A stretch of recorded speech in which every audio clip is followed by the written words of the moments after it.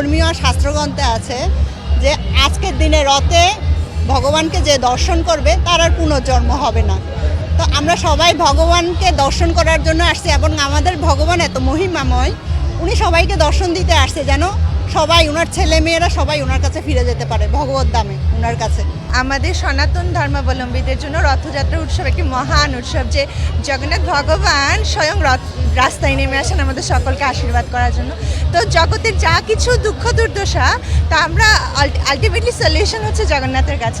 সব মশার বিরুদ্ধে সুরক্ষা দিতে এলো বসুন্ধরা এক্সট্রিম অ্যারোসল, মশার বিরুদ্ধে এক্সট্রিম সুরক্ষা। তাই আমাদের সবার উচিত জগন্নাথের কাছে প্রার্থনা করা, জগন্নাথ যাতে আমাদের নয়ন পথের প্রতীক হন, আর জগন্নাথের আশীর্বাদে আমরা পরম মঙ্গল লাভ করতে পারি। আপনারা দেখতে পাচ্ছেন হাজার হাজার সনাতনী ভক্তবৃন্দ অত্যন্ত আনন্দের সঙ্গে এই র্যালিতে অংশগ্রহণ করেছেন।